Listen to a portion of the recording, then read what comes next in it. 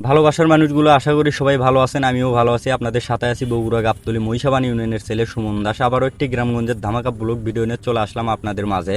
যদি ভিডিওটা ভালো লাগে অবশ্যই লাইক কমেন্ট শেয়ার করে থাকবেন আমাদের পাশে। অনাকাঙ্ক্ষিতভাবে আজকে বৃহস্পতিবার সকাল থেকেই কিন্তু হচ্ছিল বৃষ্টি আর ঝড়। তারপরে কিন্তু বাড়ি থেকে বের হয়ে পড়ি সামনের দিকে। আসতেই কিন্তু দেখতে পারি আমাদের মহিষাবান ইউনিয়ন পরিষদ থেকে 200 গজ সামনে কিন্তু দুইটা ছিল কৃষ্ণচূড়া ফুলের গাছ। আসলে ভালোবাসার মানুষগুলো আপনারা কিন্তু সবাই জানেন যে শহীদুল ভাইয়ের চায়ের দোকানের কিন্তু পূর্ব পাশে একটা অনেক বড় একটা কৃষ্ণচূড়া ফুলের গাছ ছিল। সেই ফুলের গাছটা কিন্তু আজকে কিন্তু ঝড়ের কারণে ভেঙে পড়েছে। তো সেখানে যাওয়ার পরে কিন্তু দেখতে পারলাম আসলে গাছগুলো হচ্ছে মালিকানা বিক্রিও হয়ে গেছে।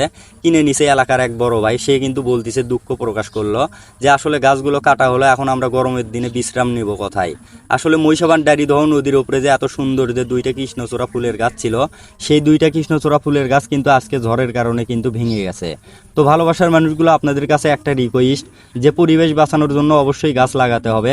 আর যারা পরিবেশ বাঁচাতে চান তারা অবশ্যই গাছ লাগান। আর আমাদের মহিষাবান কিন্তু এইরকম সুন্দর কিন্তু কোনো জিনিস ছিল না। আর আপনারা কিন্তু অনেকেই জানেন যে দুইটা গাছ ছিল, একটা গাছ কিন্তু অনেক বড় আর একটা ছিল তার থেকে ছোট।